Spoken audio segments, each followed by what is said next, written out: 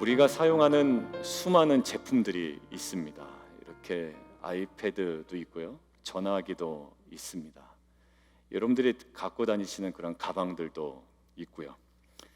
그런데 우리가 사용하는 이런 다양한 제품이 만들어지기까지 사실 여러 가지 수많은 공정이 들어갑니다. 그러한 공정을 거친 후에야 사람들에게 매력적인 제품, 그리고 사람들이 구입하고자 원하는 그런 제품들이 이제 완성되어 가게 되죠. 단순히 제품을 사용하는 사람들은 수많은 공정을 인식하지 못하고 그냥 사용합니다. 그런데 그 제조 과정에 참여한 사람들은 그 과정에 투입된 땀과 노력과 심지어 기술까지도 정확하게 알고 있습니다. 그 땀과 노력 그리고 여기에 담긴 기술은요, 이 제품 속에 존재하는 실체인 거죠. 하나님의 약속도 마찬가지입니다. 하나님의 약속은 이미 다 재단된, 그리고 인간이 아무것도 할 필요가 없는 그 수동적 완성품이 아닙니다. 하나님의 약속은 사실 성도들의 신앙과 헌신, 그리고 순례자적인 그 성도들의 삶의 모든 긴 흔적들을 통하여 하나님의 약속의 말씀은 성취됩니다. 하나님의 말씀을 나는 받았는데 왜 성취되지 않는가? 그 말씀은 완성품이 아니기 때문에 그렇습니다. 우리에게 주어질 때 때로는 우리의 신앙, 우리의 헌신, 우리의 길고 긴 그 순례자적인 과정과 걸음을 통하여 긴 시간을 통해 때로는 이루어지기도 하고요, 하나님의 때에 점차 완성되어 가고 성취되어 가는 것이 그게 하나님의 말씀입니다.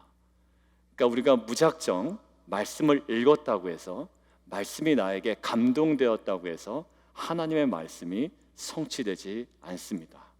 감동받은 말씀을 붙잡고 기도하고 내가 그 말씀에 헌신하여 살아갈 때 이 말씀은 점차 우리에게 성취되어 가고 이것이 완성되어 가는 것이죠.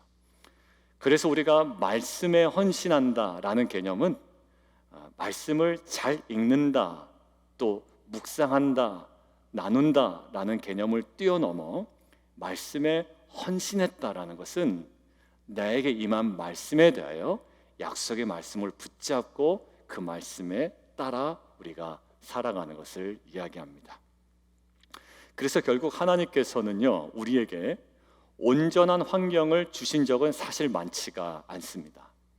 우리에게 온전한 환경을 주신 것이 아니라 오히려 우리를 온전한 사람으로 계속 만들어 가시고 그 후에야 온전해진 우리를 통하여 그 온전하지 못한 상황들을 변화시켜 나가도록 우리를 사용하시죠. 하나님, 비즈니스를 시작할 때 그냥 딱 세팅이 되어 있는 상태에서 내가 들어가면 좋겠지만 사실 그렇지가 않죠. 우리 비즈니스를 하신 분들이 있지만 사실 그 과정이 하나하나가 사실 어렵습니다. 근데 완성품을 하나님께서 우리에게 주어주시는 것이 아니라 하나님께서 그 불완전한 상황 가운데 우리를 단련시키셔서 우리를 온전하게 하여 우리로 통하여 그 상황들을 변화시켜 나갑니다. 그래서 리더십은 중요한 것이고 우리의 변화는 신앙에 있어서 매우 중요합니다. 우리는 이 상황이 변하면 나는 신앙생활 잘할 수 있다라고 얘기하지만 하나님께서는 너를 변화시켜서 그 상황을 새롭게 할 거야 라고 우리에게 얘기합니다. 여러분들, 약속의 땅에 대한 이미지만 우리가 얼핏 잘만 그려도 이 이미지를 정확하게 이해할 수 있습니다. 그 이스라엘 민족의 약속의 땅에 들어갔던 그 가나안 땅은요, 이스라엘이 정착하기에 그닥 좋은 땅이 아니었습니다. 한마디로 온전한 땅이 아니었죠. 가나안 땅은 오히려 온갖 우상 숭배와 음행과 타락이 난무했던 땅이었습니다. 온전하지 못한 땅이었다고요. 무슨 땅이? 약속의 땅이. 그러나 하나님은 광야에서 이스라엘 백성들을 계속 빚어가십니다. 무엇으로요? 말씀으로 계속 빚어가시죠. 그리고 그 이스라엘 백성을 통해서 그 말도 안 되는 가나안 땅을 변화시켜 나가도록 하십니다. 그러니까 결국 이스라엘 역사를 보건대, 그리고 인간의 역사를 보건대 항상 변수는 뭐였습니까? 변수는 환경이 아니었어요. 항상 변수는요, 사람이었습니다. 환경이 아무리 좋아도 사람이 무너지면, 사람에게 문제가 발생하면 그 땅과 환경도 무너지기 시작했습니다.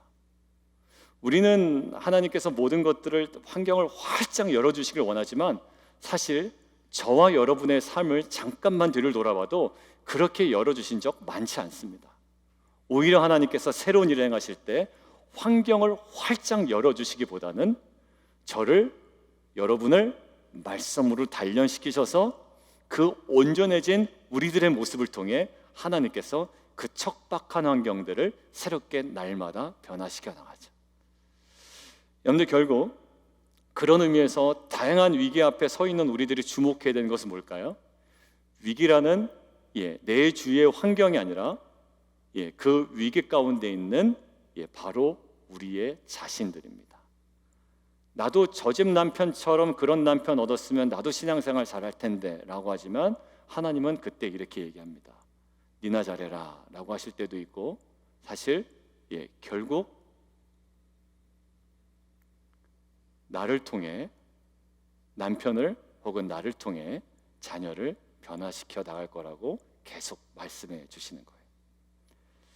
여러분들, 지난주부터 위기를 돌파하는 리더십에 대한 주제로 느헤미야를 묵상하고 있습니다. 지난주는 느헤미야의 질문하는 리더십이었어요. 그 리더십의 원형은 하나님 그리고 예수 그리스도였습니다. 위기의 하갈에게 긍휼하심으로 질문하며 다가오시는 하나님, 그리고 당황해하던 막달라 마리아에게 질문하며 다가오시는 예수님, 그리고 절망했던 베드로에게 질문하시며 다시금 증인으로 세워가는 그 예수님의 그 모습들. 오늘은요, 느헤미야 1장의 가장 중요한 내용, 가장 주목받는 기도의 모습을 오늘 함께 묵상하려고 합니다. 에스라에게도 사실 보였던 모습이고요, 그리고 에스더에서도 우리가 묵상했던 모습이었습니다. 그리고 오늘 본문을 읽었지만 거기에 정확하게 보면 느헤미야는 금식하며 기도하고, 그다음에 주야로 기도하고 4개월 동안 지속적으로 기도합니다. 그런데 오늘은 이러한 외형적인 모습을 딱 제외하고 느헤미야가 하나님께 올려드렸던 기도의 내용을 중심으로 위기를 돌파하는 리더십의 기도의 내용에는 어떠한 요소가 있는지 오늘 함께 여러분들과 나눠보려고 합니다. 첫 번째, 우리가 함께 좀 보도록 하겠습니다. 시작. 우리의 기도는 자연스럽게 사실 기도 제목의 그 자체에 집중하게 마련입니다. 즉, 우리가 이것이 문제야 라고 인식하고 있는 그 현상에 몰두할 때가 많습니다. 오늘 본문 보면 느헤미야가 문제로 인식하고 있는 현상은 무엇이었을까요?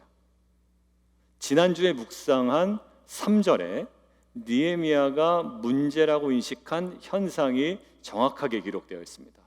3절 눈으로 보시고 제가 정리하겠습니다. 남아있는 자들이 그 지방 거기에서 큰 환난을 당했다. 그리고 능력을 받았다.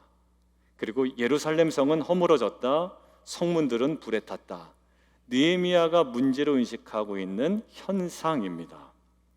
그렇다면 우리의 기도는 보편적으로 이런 식으로 흘러갈 거예요. 환난과 능력을 그들로 하여금 벗어나게 하시고 허물어졌던 성과 불에 탔던 성문들이 복구되게 하옵소서. 아마 9시 기도회 때 기도 제목을 올릴 때 제가 아마 그렇게 올릴 겁니다. 그런데 1장에 있는 느헤미야의 기도문을 우리가 계속 쭉 읽어왔습니다만 사실 그러한 내용을 전혀 찾아볼 수가 없습니다. 대신에 학자들이 주목하는 장면이 있는데요, 바로 기도가 시작되는 5절입니다. 5절 눈으로 한번 보시고 제가 읽겠습니다. 하늘의 하나님 여호와 크고 두려우신 하나님이여. 그리고 이어지는 거요, 주를 사랑하고 주의 계명을 지키는 자에게 언약을 지키시며 긍휼을 베푸시는 주여. 지금 5절은요, 기도의 내용은 전혀 없습니다. 뭐에 대한? 하나님이여 그리고 주여 라는 부름만 있어요. 콜링만 있습니다. 부르는 거예요. 자, 5절은 문제 해결을 위한 내용이라기보다 기도의 대상인 하나님께 집중한 경배였다라고 학자들이 얘기합니다. 그러니까 5절만 보면 무슨 내용으로 기도할 건지 아직 시작도 하지 않은 거예요. 대신에 하늘의 하나님 여호와 크고 두려우신 하나님, 영어 성경으로는 Great and Awesome God입니다. 두렵다라고 할 때 히브리어의 뜻이 정말 awesome이에요. Great, 그 다음에 Awesome God이라는 거예요. 하나님이 어떤 분이신지에 대한 경배와 찬양이 이 느헤미야의 기도의 앞부분을 차지하고 있습니다. 그리고 8절 9절 한번 보실래요? 8절 9절 8절 9절 눈으로 보면 만일 범죄하면 흩을 것이요 계명을 지켜 행하면 돌아오게 하리라, 이런 내용이잖아요. 그런데 사실 그들이 처한 상황과 직접적으로 연관되어 있는 내용입니까? 아닙니까? 아닙니다. 왜 아니죠? 이들은 이미 돌아온 자들이에요. 그러니까 이들이 그 동네에 있으면 이 기도가 실제적인 기도의 내용일 수 있으나 이들이 이미 돌아왔단 말이에요. 그러니까 이 기도의 내용은 내용을 위한 기도가 아니다라고 학자들이 이야기합니다. 그렇다면 뭘까요? 느헤미야가 8절 9절의 기도를 통해서 주목하는 것은 돌아오게 해달라는 내용이 아니라 이거라는 거예요. 이스라엘 백성들이 정말 중심에서부터 회개하면 그들을 향한 태도를 바꾸시겠다는 하나님의 속성이 담겨 있다라는 거예요. 이미 돌아왔어요? 근데 돌아와서 문제가 생긴 겁니다. 그러니까 지금 여기는 하나님의 속성에 근거하여 느헤미야가 지금 하나님을 주목하고 하나님이 어떤 분이신지를 지금 주목하며 하나님을 주목하는 자세로 그 자리로 나아가고 있다는 거예요. 우리가 흔히 표현하는 표현 중에 여러분들 아마 수도 없이 많이 들으셨을 거예요. 우리는 문제를 크게 여기지만 하나님은 문제보다 더 큰 분이다 라는 이야기를 많이 듣습니다. 문제보다 더 큰 하나님, 우리가 보통 많이 이야기하고 많이 듣기도 합니다. 여러분들 이것들을 묵상하는데 하나님께서 두려움에 사로잡힌 아브라함에게 나타나실 때 어떤 방식으로 나타나셨는가를 한번 생각해 보게 됐어요. 왜 그렇게 생각을 했냐면 창세기 15장에 아브라함에게 하나님이 갑자기 나타나십니다. 근데 나타나시는 목적이 있을 거 아니에요. 그 목적은 14장을 읽으면 명확해요. 창세기 14장에 어떤 일이 벌어지냐면 조카 롯을 구하기 위하여 아브라함이 자기 그 사설 용병을 데리고 갑니다. 그래서 무찔러요. 그래서 조카 롯을 구합니다. 근데 마음에 두려운 거예요. 어떤 마음? 그 대적들이 다시 일어나, 거기는 나라들이거든요. 그 대적들이 일어나 자신에게 복수하지 않을까라는 두려움이 여전히 아브라함에게 있는 상태. 아브라함이 느끼는 현상은 뭘까요? 문제를 인식하는 현상? 저놈들이 나를 대적하여 복수할 수도 있겠다라는 그 현상이에요. 그 현상 때문에 두려워하는 아브라함에게 15장에 나타나시는데 어떻게 나타나실까요? 같이 한번 볼까요? 시작. 여호와의 말씀이 환상 중에 아브라함에게 임하여 이르시되 아브라함아 두려워하지 말라. 나는 내 방패요 너의 지극히 큰 상급이라. 하나님께서 아브라함이 지금 다 경험하고 있는 위기 상황을 어떻게 돌파하도록 지금 하나님께서 찾아오신 거 아니에요? 그런데 하나님조차도 아브라함에게 무엇을 주목하시도록 하지 않았나요? 그 현상을 주목하시도록 하지 않았단 말이에요. 아브라함아, 그 나쁜 놈 들어오면 내가 그냥 쫓아내줄게. 이렇게 하여 그 현상에 주목하지 않게 하시고 전혀 다른 차원으로 아브라함의 시선을 쭉 끌어올리시죠. 어떻게 끌어올리세요? 너에게 하나님이 어떤 분이신지에 대해서 설명합니다. 그리고 뒤에 걱정 마, 내가 다 그놈들 처리해 줄게. 현상 얘기는 전혀 하지 않으세요. 오히려 너 뒤에 날 씨에 대해서 얘기한다고요. 아브라함의 차원을요 전혀 다른 차원으로 끌어올리는, 어디에? 하나님이 어떤 분이신가에 대해서 주목한다. 오늘 첫 번째 대지의 제목이 뭐였습니까? 현상이 아니라 하나님을 주목하는 기도였다고요. 자, 지금 하나님께서도 이 자기가 문제로 인식하는 현상 때문에 지금 두려움에 사로잡힌 이 아브라함, 위기 상황에 있는 아브라함을 무엇으로, 어떤 분이신지를 드러낸다고요. 뭐라고요? 나는 너의 방패다. 나는 너의 지극히 큰 상급이다.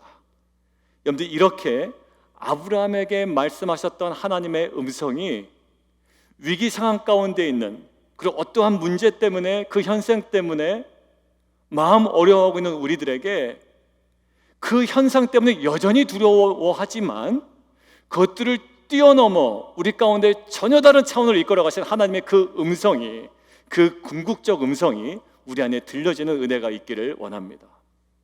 여러분들, 우리가 이렇게 기도할 때가 있죠. 하나님, 우리 자녀 위해서 기도해요. 우리 어떤 남편 문제예요, 비즈니스 문제입니다, 관계 문제입니다, 직장의 문제입니다 기도하지만 때로는 하나님께서 우리에게 어떠한 방식으로 다가오실 때가 있냐면, 야, 나야 라고 할 때가 있어요.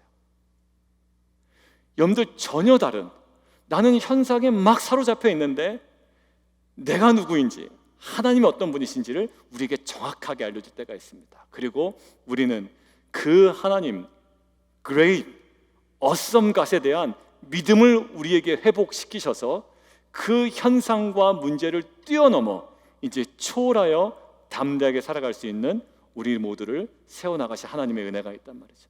그런 음성이 저희 가운데 들리기를 원하고, 위기와 문제를 향했던 우리의 불안한 시선들이 있단 말이에요. 계속 불안했던 그런 시선도 하나님이 어떤 분이신지에 대한 우리의 온전한 믿음과 찬양과 경배로 그 시선이 전환됨을 통해 위기를 돌파하는 가장 궁극적인 능력, 하나님의 능력을 누리는 저와 여러분 되기를 주님의 이름으로 축원드립니다. 자, 두 번째 우리 함께 읽겠습니다. 시작. 괄호 안에도 읽을까요? 시작. 너와 나를 동일시하는 성육신적 기도. 느헤미야가 문제로 인식하는 현상에 대해서는 우리가 3절 아까 봤습니다. 사람들이 능력을 받고 어려움을 당하고 성은 무너지고 성문은 불에 탄 거예요. 자, 이게 현상입니다. 그런데 느헤미야의 기도를 보면 그 현상들을 해결하기 위한 어떤 제안을 하나님께 드린다라는 흔적들이 사실 1장에 나타나질 않아요. 그런데 학자들이 이렇게 딱 집중해서 보니 느헤미야의 기도에 독특한 면이 드러나는데, 어떤 면이 있냐면 고백하는 것에 집중해 있다라는 거예요. 그럼 과연 무엇을 고백하는 거예요? 지금 하나님, 이 성문이 불에 탔습니다. 이것들을 주님 기적적으로 복원시켜 주시옵소서라고 기도하면 좋잖아요. 근데 그런 제안을 드리는 기도가 아니라 무엇인가를 계속 고백하는 기도에 집중해 있다라는 거예요. 어디 가운데 있는? 위기 가운데 있는 느헤미야가 지금 자녀 문제로, 직장 문제로, 비즈니스 문제로 여러 가지 위기 가운데 있는데 우리에게 무슨 기도가 튀어나오는 거예요? 무슨 고백의 기도가 튀어나오는 것과 마찬가지예요. 어떤 기도일까요? 6절입니다. 우리 이스라엘 자손이 주께 범죄했습니다. 그리고 두 번째 6절이에요. 나와 내 아버지의 집이 범죄하였습니다. 그리고 7절, 주를 향하여 크게 악을 행했습니다. 그리고 모세에게 명령하신 계명과 율례와 규례를 지키지 아니하였습니다. 그러니까 느헤미야의 기도는 하나님, 이 문제가 좀 빨리 이런 식으로 해결돼야 되겠습니다라고 간구하고 제안하며 기도하는 것이 아니라 그 전에 문제로 인식되는 그 현상의 원인이 이스라엘 민족의 죄에 있음을 고백하는 기도를 먼저 드렸다는 거예요. 하나님께서 우리의 기도를 바꾸실 때가 있습니다. 우리는 저 사람 때문에 문제가 있어서 이 문제가 다 발생한 것 같아요. 그리고 우리의 자녀의 문제이고 또 우리의 직장의 문제이고 사업의 문제이고 또 여러 가지 모든 공동체의 문제예요.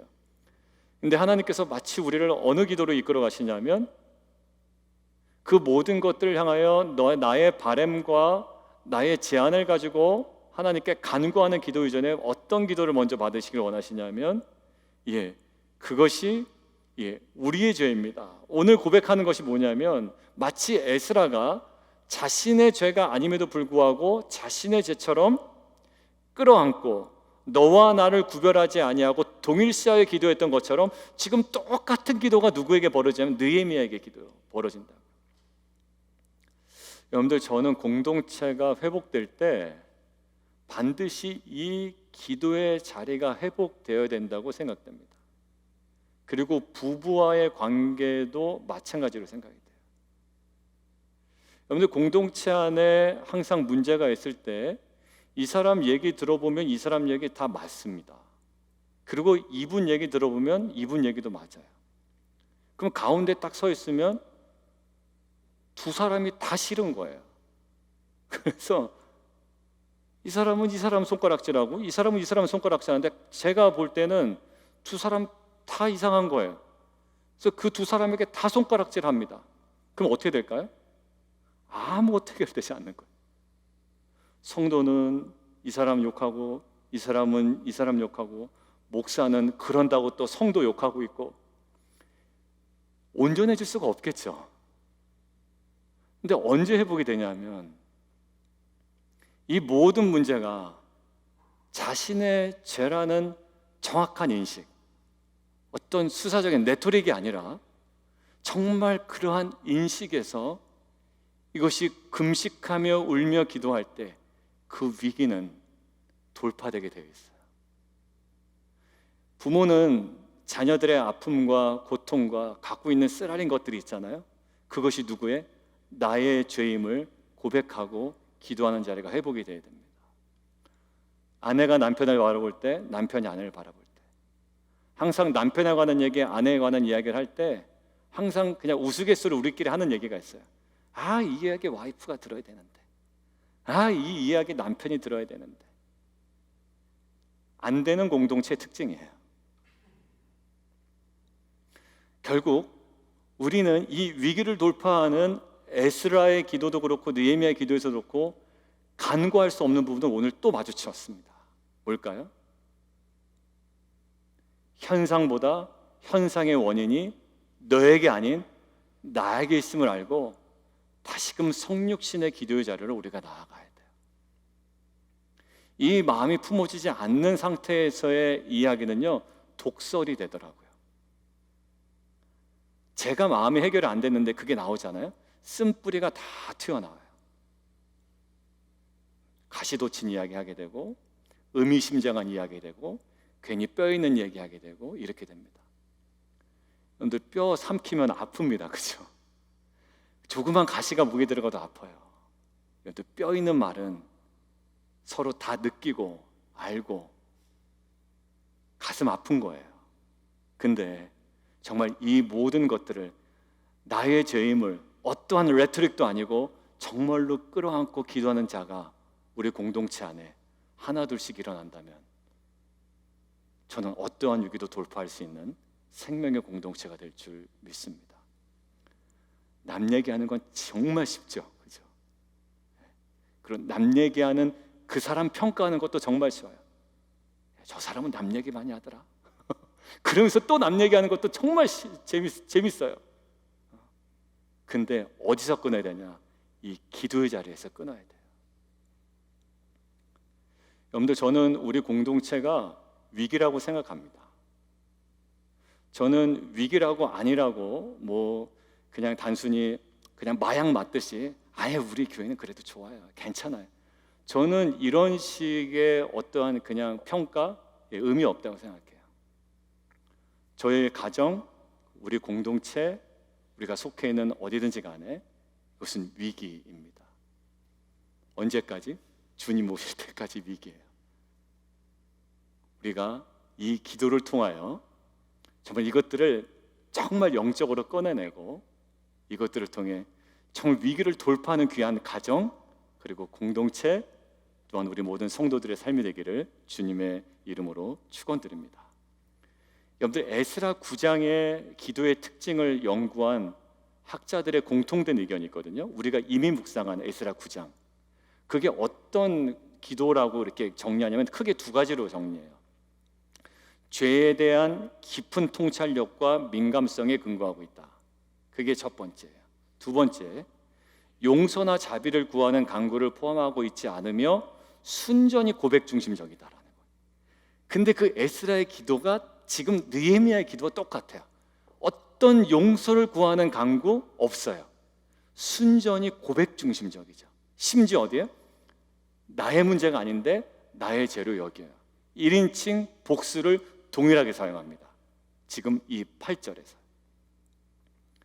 결국 하나님께서 정말 원하시는 것은요, 위기를 돌파할 수 있는 기발한 아이디어를 내가 딱 정해놓고 우리가 이런 식으로 기도합시다 라고, 목사님의 기도 제목을 레슨이 저런 식으로 기도하면 돌파될 겁니다, 이게 중요한 게 아니라 위기를 돌파하는데 우리에게 지금 이 시즌에 하나님께서 우리에게 말씀하시는 것들은 그 모든 손가락질하고 우리가 평가했던 그 모든 것들, 자녀이든 옆에 있는 지체이든 아니면 다른 교회이든 심지어 한국에 있는 그 우리가 막 교회가 저럴 수 있냐라고 했던 그 교회이건, 이 모든 것들을 어떻게 이제는 끌어안고 나의 죄로 인식하고 기도하는 그 자리, 우리 안에 그것이 회복되어야 될 줄 믿습니다. 여러분들, 하나님께서 원하시는 것은 우리의 아이디어가 아니라 우리 내면에 있는 죄에 대한 고백이에요. 여러분들, 돌아온 탕자의 스토리 여러분들 기억나시죠? 둘째 아들은 모든 재산을 탕진한 후에 그 위기 상황 속에서 단순히 그냥 아버지한테 가면 우리 아버지 돈이 많으니 좀 내가 도움을 받을 수 있겠다, 그리고 털레 돌아온 게 아닙니다. 둘째 아들에게 보여지는 매우 중요한 모습이 있어요. 이런 모습이더라고요. 이렇게 딱 마음을 작정하고 돌아옵니다. 어떻게 하고 작정하고 돌아오냐면, 함께 읽어볼까요? 시작.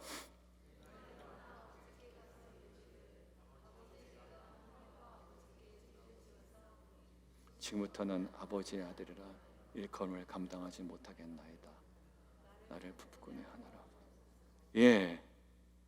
여러분들, 여기 보면 내가 하늘과 아버지께 죄를 지었습니다.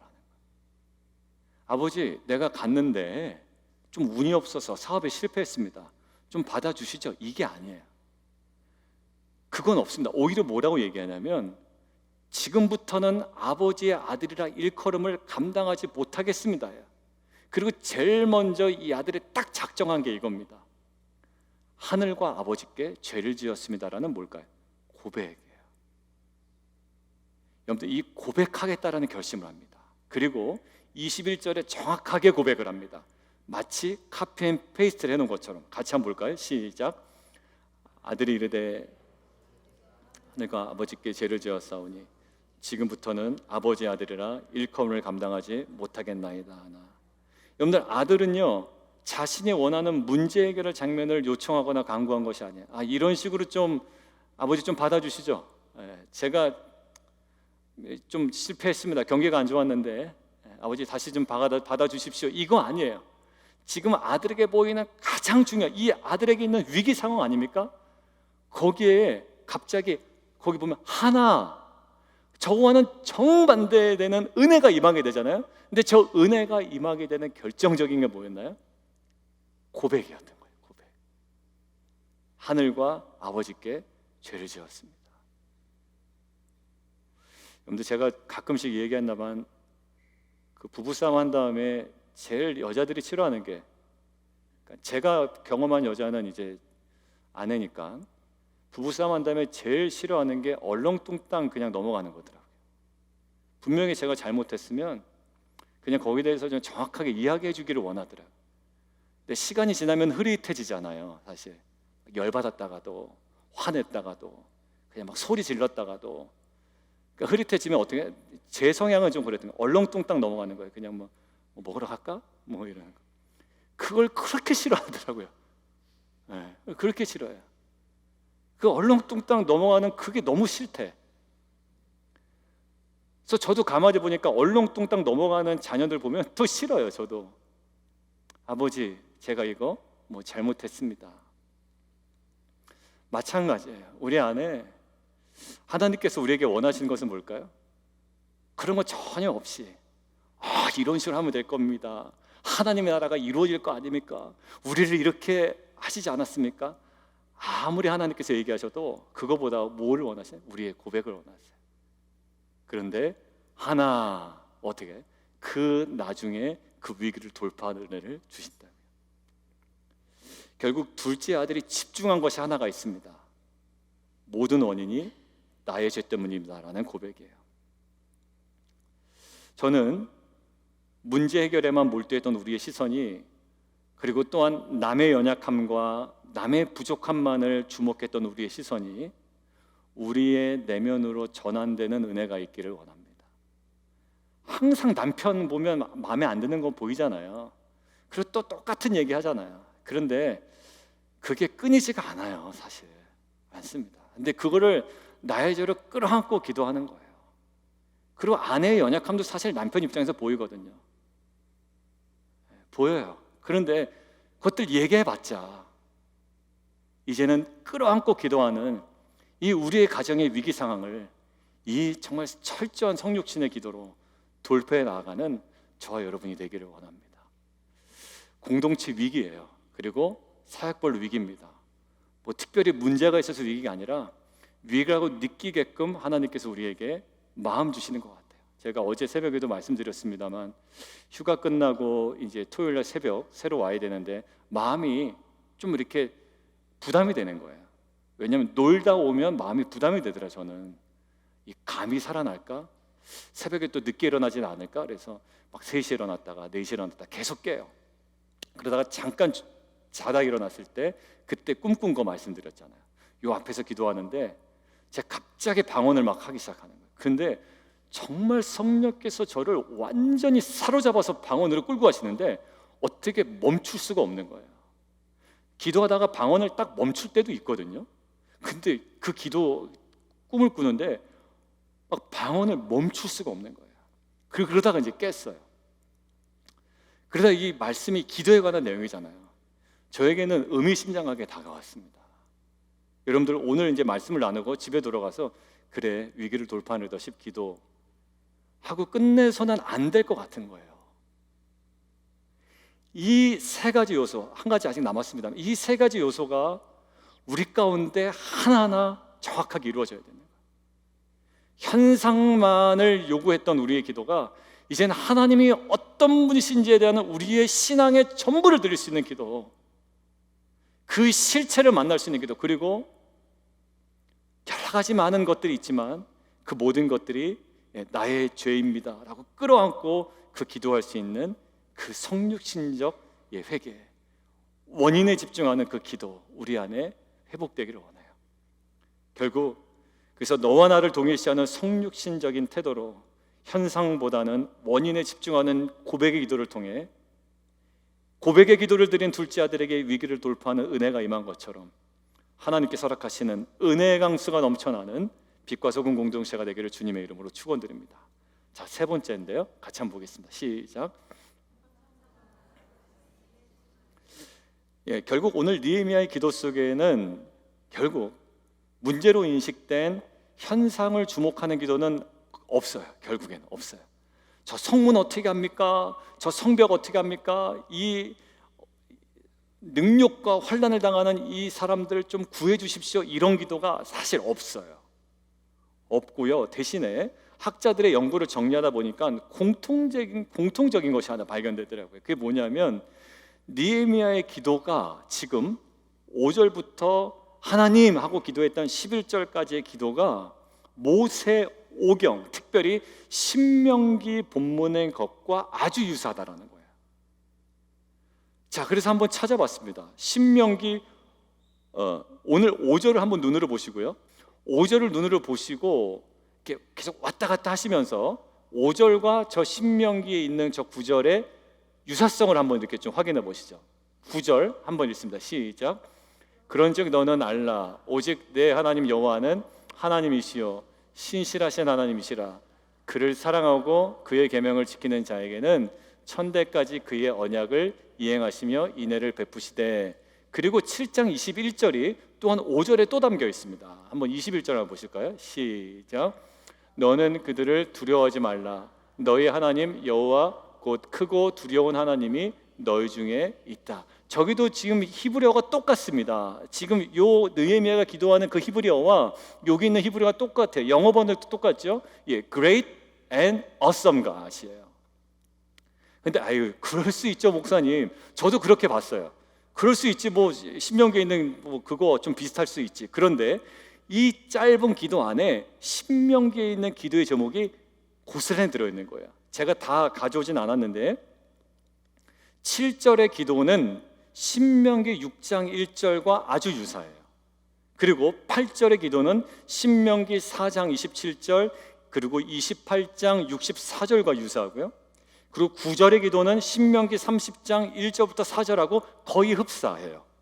그리고 10절의 기도는 신명기 9장 29절과 아주 유사합니다. 그러니까 이 느헤미야가 지금 무엇을 가지고 기도했다는 거, 학자들이 볼 때 이 말씀을 붙들고 기도했다라는 거예요. 그것도 뭐예요? 모세를 통하여 하신 그 말씀을 붙들고 느헤미야의 기도가 계속 이어지더란 얘기예요.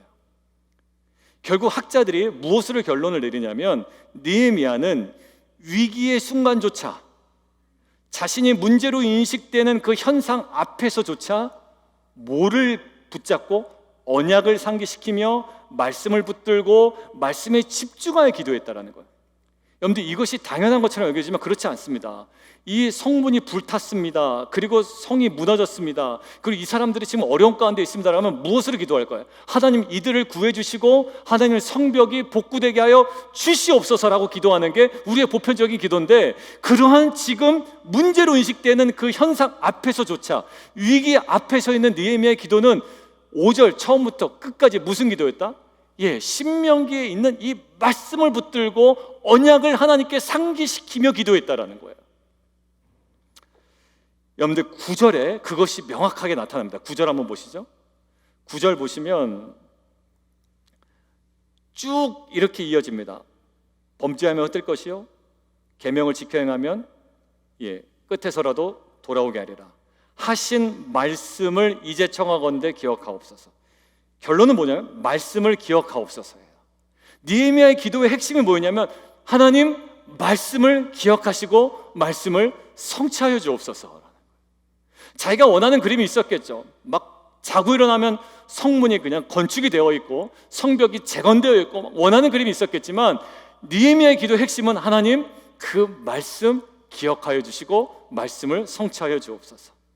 결국 느헤미야는 자신이 원하는 방식의 어떤 그 스타일이나 그 해결 방식을 고수하는 것이 아니라 기도를 통해 말씀이 성취되기를 간구하고 있습니다. 여러분들 결국 신약 성경에도 보면 요셉과 마리아가 아기 예수를 데리고 헤롯을 피해 애굽으로 도망가잖아요. 어쩔 수 없이 도망갑니다. 그런데 성경은 뭐라고 되어 있냐면 이렇게 되어 있어요. 함께 보겠습니다. 시작. 헤롯이 죽기까지 거기 있었으니 이는 주께서 선지자를 통하여 말씀하신 바 애굽으로부터 내 아들을 불렀다함을 이루려 함이니라. 어쩔 수 없이 도망간 이 모든 그림이 결국 뭐예요? 내가 원하지 않는 그림이라고요. 그냥 살면 되는데 피해서 도망가야 되는 상황인데 내가 피해서 도망가는 그 상황조차도 결국 하나님의 말씀이 성취되고 있다. 결국 뭘까요? 주기도문에서 얘기하고 있는 게 뭡니까? 하늘에서 이룬 것 같이 땅에서도 이루어지이다요. 그러니까 결국 우리가 하나님 나라를 확장해 나가는 모든 과정 속에 우리가 집중하고자 하는 것은 하나님의 말씀에 우리가 순종해 나감을 통해 우리의 그 말씀에 대한 순종이 하나님 나라의 확장의 동력이 되기를 원하는 거예요. 그냥 좋은 일 합시다가 아니라 그것은 불교에서도 하고 지나가는 사람들도 다 좋은 일인 줄 압니다. 그런데 우리가 하는 것은 뭐냐면 하나님의 말씀이 우리를 통하여 성취되게 하여 주옵소서. 그게 뭐야? 성전으로부터 흘러가는 모든 생수가 어떻게 흘러 닿는 곳마다 회복되어지는 하나님의 나라가 그 말씀의 성취를 통하여 이루어지게 되는 거예요. 여러분들 마태복음 2장 23절 보실까요? 같이 한번 읽겠습니다. 시작.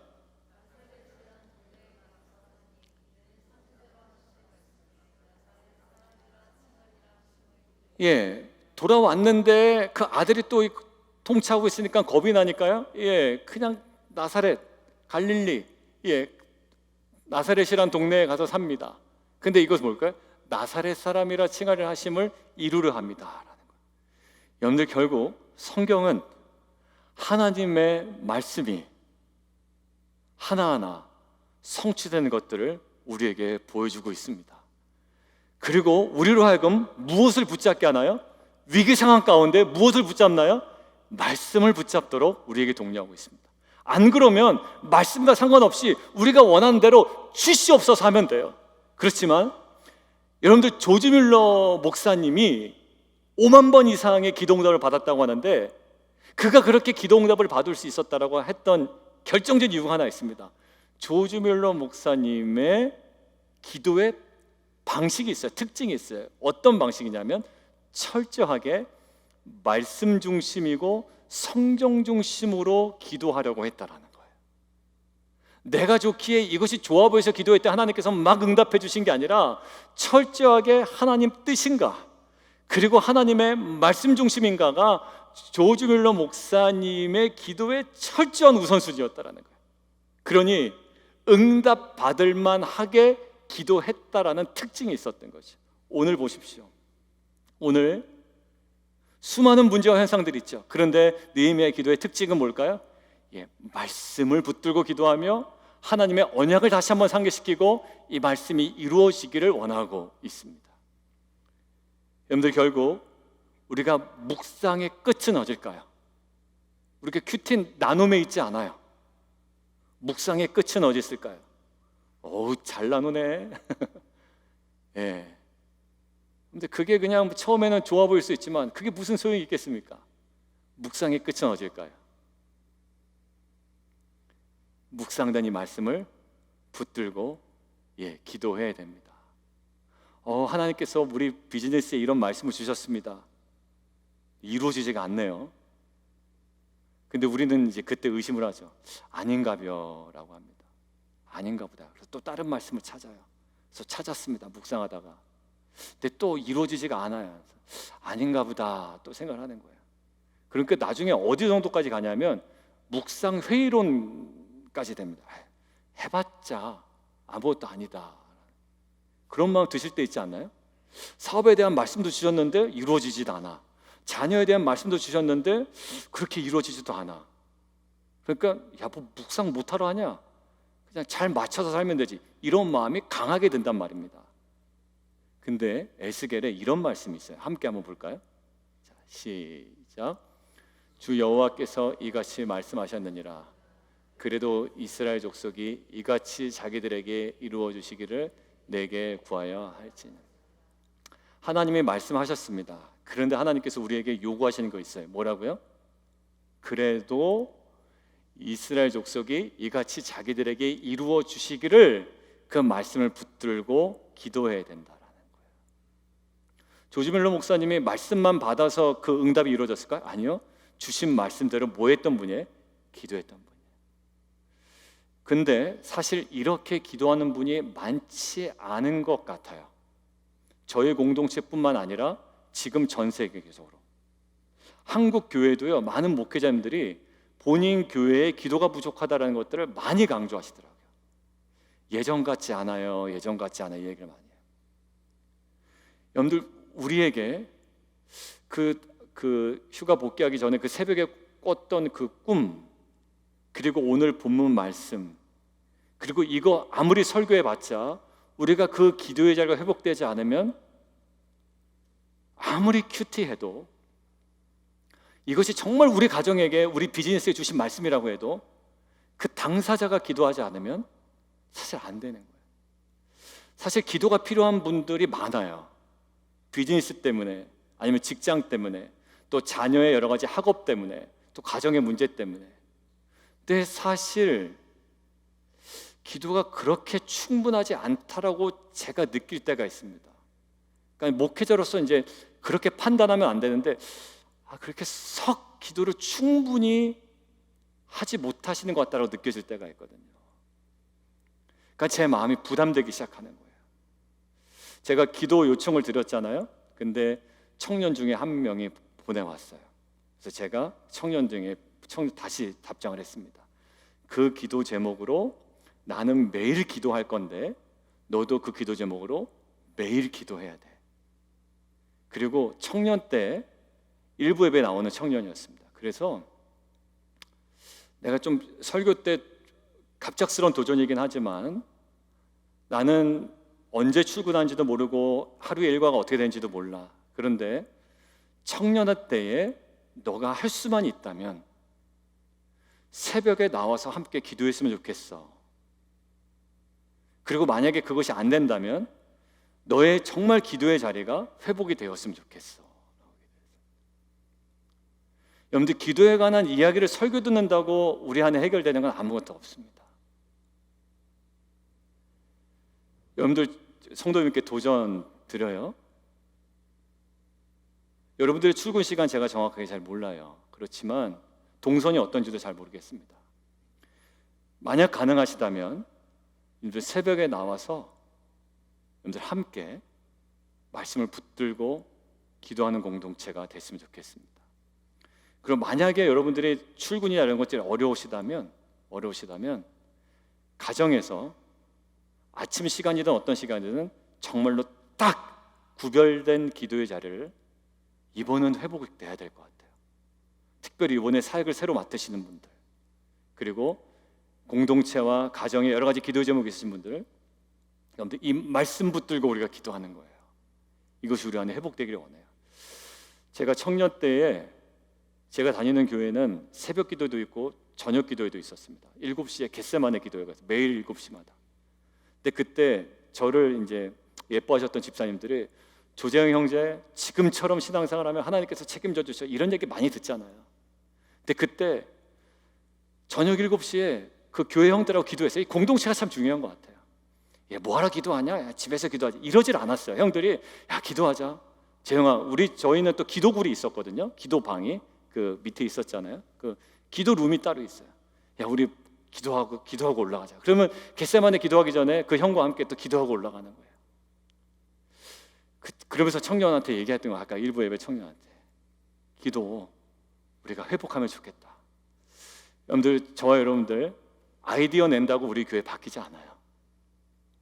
제가 뭐 이렇게 갑시다, 목사님 참 좋습니다, 그런다고 갈까요? 아니요. 그것도 마음에 안 드는 사람은 이런 적이 있어요. 그러니까 아이디어는 100% 만족시킬 수 없어요. 근데 우리가 100%를 향해 가는 것이 아니라 하나님의 말씀을 붙들고 우리가 온전히 기도하는 거예요. 여러분, 어떻게 우리가 사역을 감당하겠으며 또 목회를 감당하겠으며 우리 인생을 살아가겠어요? 여러분들, 저와 여러분의 기도의 자리가 회복되기를 원해요.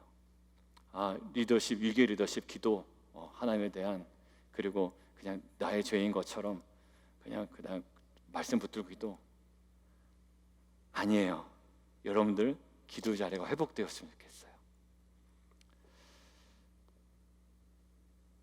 오늘 앞에 얘기했죠. 말씀은 어떻게 이루어진다? 서론에서 얘기한 것처럼 우리 말씀은 완성품으로 주어지지 않아요. 여전히 수동적 미완성 상태로 우리에게 주어져요. 그런데 우리의 신앙과 헌신, 우리의 순례자적인 순종과 우리의 기도의 과정을 통해 이루어질 줄 믿습니다. 그래서 묵상과 기도의 자리를 통해 하나님께서 허락하신 이 언약의 말씀을 저희가 기억하고, 자녀를 향해 주셨던 말씀 다시 한번 기억하고, 왜 이루어지지 않냐면 저에게는 뭐라고 말씀하시는 것 같냐면 네가 그거 붙잡고 기도하지 않았기 때문이야. 그리고 저에게 최근에 여러분들 성도들의 기도 제목을 받아서 기도하잖아요. 근데 참 놀랍게도 기도의 응답이 참 어렵다고 생각한 기도의 제목 몇 가지가 응답이 됐어요. 그래서 하나님께서 저에게 분명하게 말씀하시는 것 같았어요. 너 그거, 왜냐하면 제가 어렵다고 생각했던 기도의 제목들이었거든요. 한 성도님은 2가지가 갑자기 응답이 된 거예요. 직장의 문제나 여러 가지 면에서 어렵다고 생각이 들었거든요. 왜? 그거보다 못한 데서 오히려 1차 인터뷰 끝나고 그냥 끝나버렸어요. 근데 오히려 미국에 좀 더 확장된 거기서 그 모든 것들이 진행이 된 거예요. 근데 이게 하나님께서 저에게 주셨던 마음은 정말 기도해야 돼라는 마음이었어요. 정말 기도해야 돼. 기도해요 라고 이야기하지만 정말 기도해야 되는 거예요. 하나님께서 허락하신 언약의 말씀을 기억하고 자녀들과 그리고 우리 가정과 여러분들이 속한 비즈니스 어떤 공동체든지 간에 기도하며 순종한 삶을 통해 위기를 돌파하게 하시고 또 복락의 강수를 허락하시는 하나님의 은혜를 누리는 저와 여러분 되기를 원합니다. 결론 맺겠습니다. 느헤미야는요, 문제와 위기로 인식되는 현상 앞에 서 있습니다. 그런데 현상에 매몰되지 않아요. 첫 번째, 현상보다 우리의 기도와 경배의 대상인 하나님을 주목합니다. 그리고 모든 것의 원인을 내 내면에서부터 찾아 고백하며 기도합니다. 그리고 너와 나를 구별하지 않아요. 그리고 동일시하며 성육신적 기도로 나아갑니다. 그리고 마지막으로 현상보다 성취될 말씀을 붙들고 기도합니다.